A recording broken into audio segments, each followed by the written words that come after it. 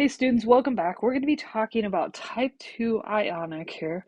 This is 3,6. So we've talked about knowing the charge of the cation when we know the charge of the cation, but what about when we don't know the charge of the cation? So first, we've got to find the charge we've got to find that charge, and it's based on our anion. So we have to look at the second element or second substance, if you will, to figure out the charge. Just a little note, remember our charges must all add up to be zero. All right, so let's see if we can't find the charges of iron based on oxygen. So we've got FeO. So we're starting with this first one. We've got FeO here first. We know oxygen is -2. We know that because if I look above oxygen on my periodic table, it's in group 16, its charge is -2. So since I have one of each of these, right? One of each of these, this has to be +2 so they can add up to be 0. So in this case, iron's charge is +2. Please hit pause and make sure you understand that before we go on. All right, now on to the next one. Still using oxygen, but now we have Fe2O. So that looks like this if we're looking at it. We have two Fe's to balance out one O. We know each O is -2. So down here, this has to be -2. So this has to be +2. So what do each of these irons have to be to give me +2? That is correct. They have to each be +1. So in this case, iron is +1. All right. Now, if we look at the next one, we have Fe2O3. So we still have Fe and another Fe, but we have three O's this time. And each O is -2. So if each O is -2, that gives us -6. Remember, we have to add them up to be 0. So this has to be +6. So what do each of these have to be? They have to be the same thing. They each have to be +3. So if each one is +3, that's our charge on iron. So you can see iron can be +1, it can be +2, it can be +3. Those are kind of the common charges on iron. All right, so that's kind of our background information. Let's move on. Now we have Roman numerals. So our Roman numerals, we're going to use some Roman numerals here. So if we have 1, it's I, 2 is II, 3 is III, 4 is IV, 5 is V, 6 VI, 7 VII, and 8 VII. We could continue We could continue going up, but for now, that's all we need. So our steps for naming, it's very, very simple. The first thing that we do is we find the charge of the cation. That's what we did just right up here in all of these. That's what we did. We found the charge of the cation. Then we're going to write the name of the cation. Then we're going to add the charge of the cation with the Roman numeral. All right. We're going to write down the name of the anion with I. If it's polyatomic ion, we're just going to write the polyatomic ion's name. So it's very, very simple. So let's see if we can't do this. So here we go. First step says to find the charge on the cation, and that's what we just practiced above. So we have CuO. We know oxygen is -2. So what does copper have to be?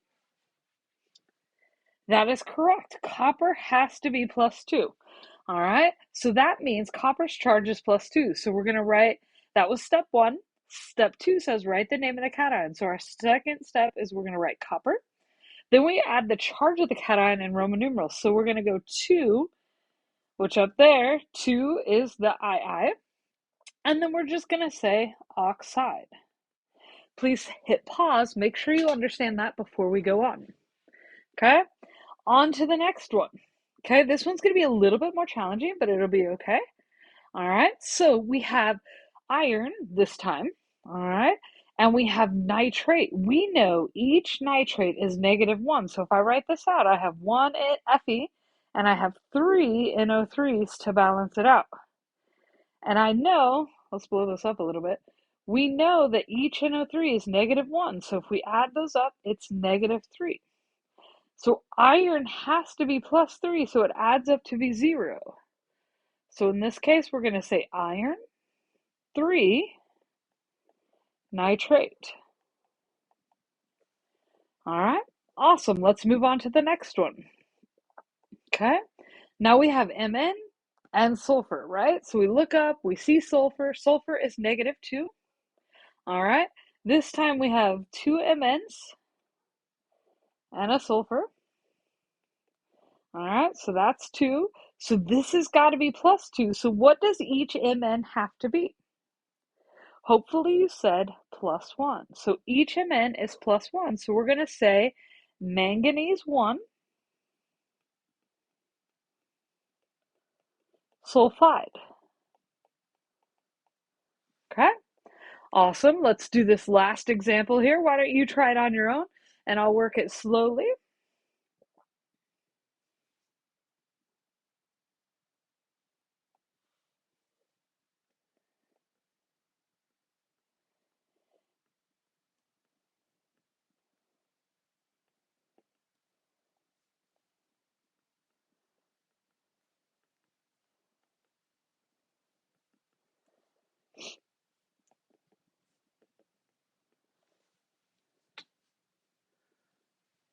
So hopefully you came up with gold being +3. So we're going to say gold 3 sulfite. Remember, our polyatomic ion charges can be found at the top of our periodic table. Now, real quickly, for writing formulas, it's super simple. All right, it's the same as type 1. We just write our symbols, add our charges. Remember, our cation charge is going to be that Roman numeral, then we crisscross and reduce. So it is very, very simple. So first step, let's do titanium 1 oxide. So we translate titanium and oxygen to their symbols, right? Then we know our charges. This is +1. Titanium is +1. Oxygen is -2 because we found that up on the periodic table. Then we do ourselves a little crisscross and we get Ti2O. That is titanium 1 oxide's formula. All right, let's do the same thing with our uranium sulfide, uranium 6 sulfide. So we've got uranium, which is U, sulfide, which is S. Sulfur is -2. This 6 tells us it's +6. So we're going to do a little crisscross and reduce. We're going to go 2 down, 6 down. So that gives us U2S6. But we can take a 2 out of each of those. So we're going to end with US3. All right, let's finish this out. Our last one here. I want you to work it on your own, please. Take your time.